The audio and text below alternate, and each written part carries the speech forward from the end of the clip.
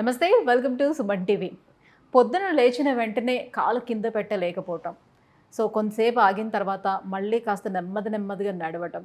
So ఈ problem ఎక్కువగా మనం స్త్రీలలో చూస్తూ ఉంటాం. మడమ నొప్పి సమస్యగా చెప్తూ ఉంటారు. ఎందుకు ఇది ఎక్కువగా వస్తూ ఉంటుంది? సో దీనికి ఏమైనా మనం శస్త్రచికిత్స చేసుకోవాల్సిన నెసెసిటీ ఉంటుందా, లేకపోతే మనకి నాన్ సర్జికల్ ట్రీట్మెంట్ అయినటువంటి పిఆర్పితో కూడా మనం దీన్ని తగ్గించుకునే అవకాశం ఉంటుందా? సో ఇది రావడానికి రీజన్స్ మెయిన్గా ఆడవాళ్ళలోనే ఎందుకు వస్తుంది? ఈ విషయాలన్నీ అడిగి తెలుసుకుందాం. మనతో పాటు ఉన్నారు డాక్టర్ సుధీర్ ధారా గారు from EPN pain management, Jubilee Hills. Hello sir. Hi అండి. సరే, ఎప్పుడైనా సరే కూడా మీరు ఏదో ఒకటి ఖచ్చితంగా విమెన్కి సంబంధించినటువంటి ఒక టాపిక్ ఖచ్చితంగా మీతో ఉంటుంది, రైట్? సో అందులో మేజర్గా ఎక్కువగా బోన్ స్ట్రెంత్ అనేది ఉమెన్స్కి చాలా తక్కువగా ఉంటుంది. అండ్ మోకాళ్ళ నొప్పులు వచ్చినా వాళ్ళకి ఎక్కువగా కనిపిస్తుంది, ఒక షోల్డర్ పెయిన్ వచ్చినా వాళ్ళలోనే కనిపిస్తుంది.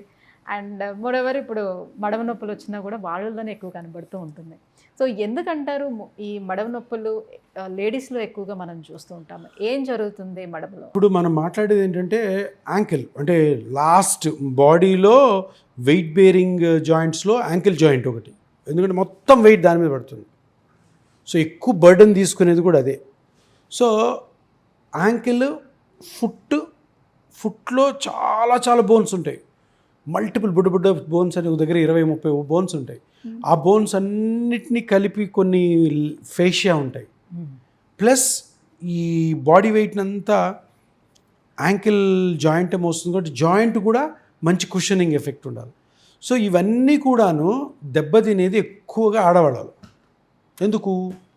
ఆడవాళ్ళు ఇంట్లో పనులు నిలబడి పొద్దున సాయంత్రం చేస్తారు. సో బేసికలీ జెంట్స్ ఏం చేస్తారు? ఇంట్లో పని చేయరు, బయట పని చేస్తారు.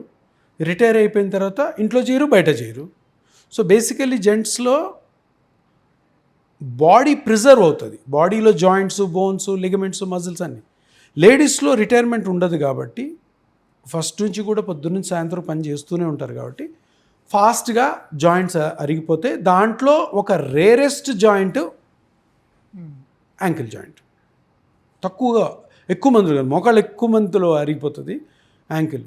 ఇక్కడ యాంకిల్ ప్లస్ ఫుట్, దీని మీద ప్రాబ్లం వచ్చిందనుకో ఒక 10 సంవత్సరాల ముందు ట్రీట్మెంట్ చాలా కష్టం. ఎందుకంటే యాంకిల్ మీద సర్జరీస్ ఉండవు. యాంకిల్ జాయింట్ని తీసి కొత్త యాంకిల్ మోకాలు తీసి పెడుతున్నారు, అట్లాంటివి ఉండవు. అండ్ ఇంకొకటి, యాంకిల్లో చాలా బోన్స్ ఉంటాయి కాబట్టి చాలా లిగమెంట్స్ ఈ బోన్స్ అన్నిటినీ కట్టి పడేసి ఉంచుతాయి అనమాట. అందులో ఆ చిన్న లిగమెంట్స్ కూడా చాలా కట్ అవుతాయి. అది తెలియక ఇది ankle joint treatment, ankle joint problem లేదంటే ఇంకో ప్రాబ్లం అనుకొని రాంగ్గా ట్రీట్మెంట్స్ కూడా పోతుంటాయి. చాలా బోన్స్ ఉంటాయి కాబట్టి పాదంలో ఆ బోన్స్ అన్నిటినీ కనెక్ట్ చేయడానికి చాలా లిగమెంట్స్ కూడా ఉంటాయి. ఆ ట్రీట్మెంట్లో ఏదైనా ప్రాబ్లం జరిగితే వాళ్ళకి నడిచేదానికి మొత్తం పోతుంది, ఒకదాని వద్ద లోటు జరిగి. ఇది చాలా జరుగుతుంది. ఎందుకంటే యాంకిల్ మీద సర్జరీస్ లేవు. ఇప్పుడు మనందరం సర్జరీ అందరికి బాగా అలవాటు అయిపోయింది కదా. యాంకిల్ మీద సర్జరీ లేదు, సర్జరీ చేయలేరు. అందుకని ఆ మెడిసిన్స్, ఈ ట్యాబ్లెట్స్, ఆ బ్రేస్లు అవి కట్టుకొని అట్లే టైంపాస్ చేస్తూ ఉంటారు. చేస్తూ ఓవరాల్గా మొత్తం పోతుంది. సో అందుకని ఇప్పుడు యాంకిల్ మీద ఎలా ట్రీట్ చేయాలా? సో ఫస్ట్ ఆఫ్ ఆల్ ఎక్కువ కామన్గా మనము యాంకిల్ ఫిట్లో చూసేది ప్లాంటర్ ఫేషియటిస్. ప్లాంటర్ ఫేషియటిస్ అరికాల్లో నొప్పి, మడిమలో అరికాలను బోన్స్ అన్నిటిని కనెక్ట్ చేస్తూ ప్లాంటర్ ఫేషియా అని ఒక ఫేషియా ఉంటుంది. అది నిలబడి చొప్పులు లేకుండా పనిచేయడం వల్ల అది క్రాక్ వస్తుంది. అప్పుడు అరికాలు పెట్టగానే భూమి మీద సివియర్ పెయిన్ వస్తుంది, మంట వస్తుంది. దాన్ని ప్లాంటర్ ఫేషియటిస్ అంటారు. ఆ ప్లాంటర్ ఫేషియటిస్ పాదం అనేది ఫ్లాట్గా ఉండే వాళ్ళు ఎక్కువ మనం చూస్తామంటారు. 100% రాంగ్. ఎవడు తెలియని వాళ్ళు ఫ్లాట్ ఫుట్ ఉంటే ప్లాంటర్ ఫేషియా అని వస్తుంది, నమ్మకండి. దానికి సంబంధించి చెప్పులు కూడా చేంజ్ చేసుకోమని అన్నీ కాదు. ఎక్కువ మందికి ప్లాంటర్ ఫేషియటిస్ వచ్చేది ఈ ఫ్లాట్ ఫుట్ కాని వాళ్ళకి. ఫ్లాట్ ఫుట్ ఉన్న వాళ్ళు చాలామంది చూడండి, వాళ్ళు ప్లాంటర్ ఫేషియా ఉంటుంది. అది ఎందుకు వస్తుందో తెలీదు, మేబీ ప్రెషర్ ఎక్కువ పడడం వల్ల. ఫ్లాట్ ఫుట్ వల్ల అయితే కాదు. ఫ్లాట్ ఫుట్ ఉన్న వాళ్ళలో కూడా రావచ్చు, అది కామనే, కానీ ఫ్లాట్ ఫుట్ వల్ల అయితే కాదు. సో బేసికల్ ఏంటంటే ఆ ఫేషియా కట్ అవుతుంది.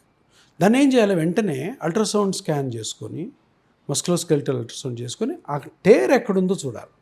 ఓకే.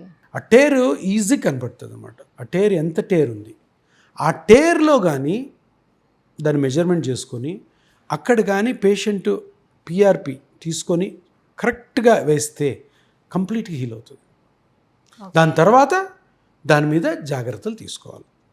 ఇంతకుముందు కారణం ఏం చెప్పాను, లేడీస్ ప్లస్ నిలబడడం తగ్గించుకోవాలి.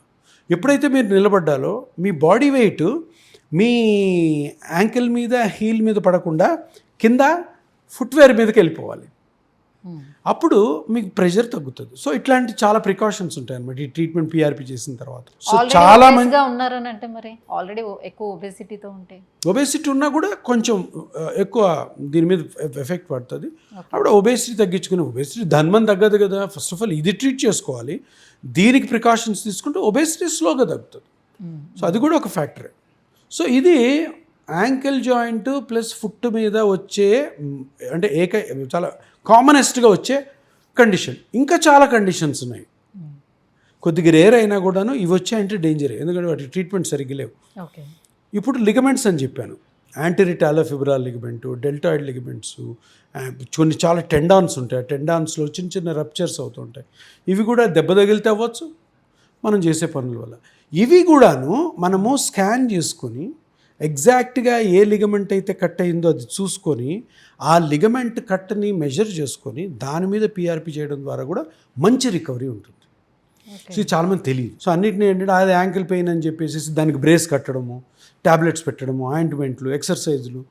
ఫస్ట్ మనం చేయాల్సింది ఏంటి, యాంకిల్ జాయింట్లో లేదంటే యాంకిల్ చుట్టుపక్కల ఫుట్ మీద ఏదో నొప్పి వస్తుంది, ఆ నొప్పికి గల కారణం కనుక్కొని ఆ స్ట్రక్చర్ని కనుక్కొని ఆ స్ట్రక్చర్ ఇన్ కేస్ క్రాక్ కానీ చిన్న డీజనరేషన్ కానీ ఏమైనా ఇంజురీ కానీ అయితే దాన్ని పిఆర్పి తోటి చక్కగా రికవరీ చేసే అవకాశం ఉంది. ఇది అందరూ తెలుసుకోవాలి. ఇంకోటి లాస్ట్ కండిషన్ ఏంటంటే, చాలా condition most commonest ankle joint arthritis. ఇప్పుడు మోకాల్లో గుజ్జు అరిగిపోయిందా, అట్లాగే యాంకిల్ జాయింట్ కూడా ఉంటుంది, అది కూడా అరిగిపోతుంది. చాలా తక్కువ మందిలో అరుగుతుంది. సో ఆ యాంకిల్ జాయింట్లో కూడాను కార్టిలేజ్ కానీ అరిగింది, దానికి కూడా పిఆర్పి పనిచేస్తుంది. ఎందుకంటే యాంకిల్ జాయింట్లో సర్జరీస్ లేవు. మోకాళ్ళు అయితే సర్జరీ ఉంది, మోకాలు మార్పిడి ఇవి ఉన్నాయి, కానీ యాంకిల్లో సర్జరీస్ లేవు, చాలా తక్కువ సర్జరీస్ ఉంటాయి. సో యాంకిల్ ఆర్థరైటిస్ ఉంది, యాంకిల్ మూమెంట్స్ సరిగ్గా లేకపోతే యాంకిల్ జాయింట్లో పిఆర్పి చేయడం ద్వారా కూడా మంచి రికవరీ ఉంటుంది. సో ప్లాంటర్ ఫ్యాసిలిటీలోనే పెయిన్ వచ్చేటప్పుడు మనకి ఆ పెయిన్ కేవలం ఆ మడమ లోపల కింద భాగంలోనే తెలుస్తుందా, లేకపోతే అక్కడ నుంచి మోకాలు వెనక భాగం నుంచి ఎట్లా పెయిన్ ఏమైనా అంటే ప్లాంటర్ ఫ్యాసిలిటీస్ వచ్చిన తర్వాత మనము ట్రీట్మెంట్ తీసుకోక అది క్రానిక్ అయిందనుకో, మన వాకింగ్ స్టైల్ మారిపోతుంది, కుంటుతాం. అప్పుడు ఏమవుద్దంటే ఆ పెయిన్ కొంచెం ట్రాన్స్మిట్ అయ్యి ఈ బ్యాక్ ఆఫ్ ద మజిల్స్లోకి కూడా వెళ్తాయి. అప్పుడు అక్కడి నుంచి ఇక్కడికి వస్తుంది సార్, సైడ్కి పోతుంది సార్ అంటారు. బేసిక్గా ఏంటంటే మూల కారణం కనుక్కొని దానికి ట్రీట్మెంట్ చేసుకోవాలి. Thank you sir.